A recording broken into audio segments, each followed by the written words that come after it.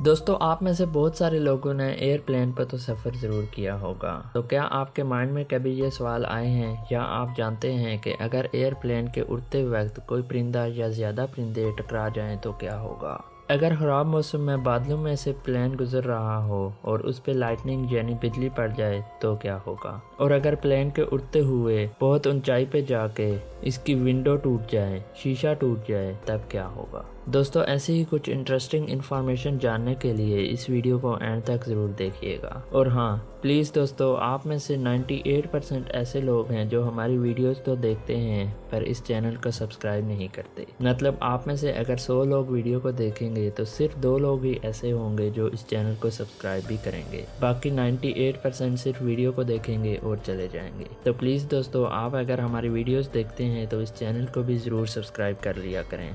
इस चैनल को सब्सक्राइब करके इस चैनल का हिस्सा भी बन जाइए। तो चलो दोस्तों, शुरू करते हैं आज की ये वीडियो। दोस्तों, आपको ये पता है कि ये जो लाइटनिंग यानी बिजली पड़ती है ये कितनी खतरनाक होती है? दोस्तों, ये सूरज से भी 5 गुना ज़्यादा गर्म होती है और पूरी दुनिया में इस बिजली के गरजने की वजह से 2,80,000 हादसे भी हो जाते हैं और हर साल 2,000 से ज़्यादा लोग इसकी वजह से मारे भी जाते हैं और ये हादसा ज़मीन पर होते हैं। तो दोस्तों, आप सोचें कि अगर प्लेन उन बादलों में से गुजर रहा हो तो प्लेन का क्या हाल होगा। दोस्तों, 1960 में लाइटनिंग की वजह से एक प्लेन क्रैश हुआ था जिसकी वजह से सारे पैसेंजर्स भी मारे गए थे। लाइटनिंग की वजह से प्लेन का फ्यूल टैंक फट गया था जिसकी वजह से प्लेन क्रैश हुआ। पर क्या दोस्तों, आज के ज़माने में भी बिजली प्लेन के लिए इतनी नुकसानदेह है?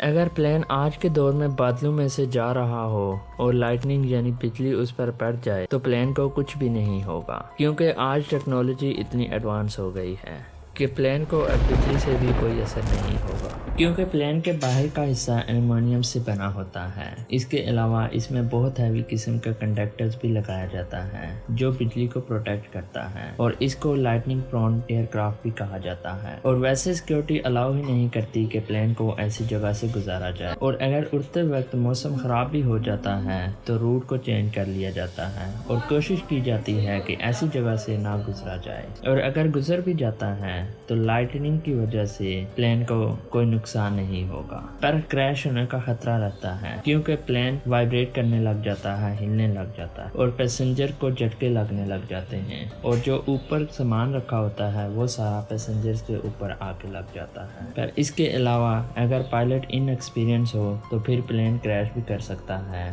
पर ऐसा बहुत ही रेयर केसेस में होता है क्योंकि पायलट को पहले से ही इस चीज़ की ट्रेनिंग दी जाती है, उसके बाद ही पायलट को ऐसी सिचुएशन में भेजा जाता है। दोस्तों, ऐसे ही अगर कोई परिंदा एयरप्लेन से टकरा जाए तब क्या होगा? और दोस्तों, ऐसा कई बार हो चुका है कि प्लेन के साथ परिंदे टकरा गए और एक्सीडेंट का बायस बने। और ऐसा टेक ऑफ या लैंडिंग के टाइम पर ही होता है क्योंकि बर्ड्स ज़्यादा ऊंचाई तक नहीं जाते और ज़्यादातर बर्ड्स के टकराने के चांसेस दिन को ही होते हैं क्योंकि परिंदे तो दिन को ही उड़ते हैं। तो दोस्तों, अगर परिंदे एयरप्लेन के साथ टकरा जाएं और कहीं परिंदा इंजन में जा घुसे और इंजन अगर ख़राब हो गया तो फिर एयरप्लेन के क्रैश होने के भी चांसेस होते हैं। और ऐसा एक बार 2009 में हुआ भी था कि परिंदों का झुंड आके एयरप्लेन से टकरा गया था और उस एयरप्लेन के दोनों ही इंजन तबाह हो गए थे और एयरप्लेन को आग लग गई थी। पर उस फ्लाइट का पायलट बहुत ही ज़्यादा इंटेलिजेंट था जिसने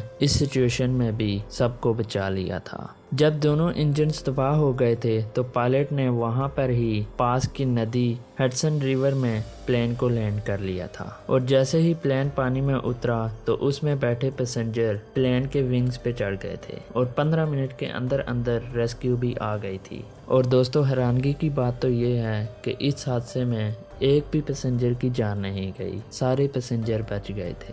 पायलट के पास उस वक्त 3 रास्ते थे। एक, प्लेन को वापस जहां से टेक ऑफ किया था वहां पर जाके लैंड करवा दे और दूसरा, किसी भी पास के एयरपोर्ट पे इमरजेंसी लैंड करवा दे और तीसरा रास्ता था कि वहीं पर पानी में ही लैंड करवा दिया जाए। और पहले दोनों रास्ते बहुत मुश्किल थे और ये नामुमकिन थे क्योंकि इंजन दोनों ही तबाह हो गए थे तो प्लेन की वर्किंग नहीं हो पा रही थी। तो इसलिए पायलट ने हडसन रिवर में ही प्लेन को लैंड करवा लिया था और प्लेन को इस तरह से लैंड किया कि वो ज़्यादा देर तक ऊपर तैरता रहे, पानी के अंदर डूबे ना। ये वाकई में बहुत ही कमाल का पायलट था। पर दोस्तों अब ऐसा नहीं होता, क्योंकि एयरपोर्ट्स पे परिंदों को भगाने के लिए ऐसे साउंड्स लगाए जाते हैं। जब प्लेन टेक ऑफ करता है तो ऐसे साउंड को चलाया जाता है, जिसकी वजह से आसपास के परिंदे वहां से भाग जाते हैं। दोस्तों, इंसान को जिंदा रहने के लिए ऑक्सीजन की जरूरत होती है। अगर ऑक्सीजन खत्म हो जाए तो इंसान जिंदा नहीं रह सकता। और क्या आपको ये पता है कि ऊंचाई में एक हद तक ऑक्सीजन होती है, उसके बाद ऑक्सीजन खत्म हो जाती है। जमीन से 20,000 फीट से ज्यादा की ऊंचाई पे ऑक्सीजन नहीं होती। तो अब आपके माइंड में ये सवाल आ रहा होगा कि प्लेन जो 20,000 से भी कई ज्यादा ऊंचा उठते हैं तो वो वहां तक कैसे पहुंच जाते हैं। तो दोस्तों, एयरप्लेन के अंदर आर्टिफिशियल ऑक्सीजन होती है और वो बंद होती है, जिसकी मदद से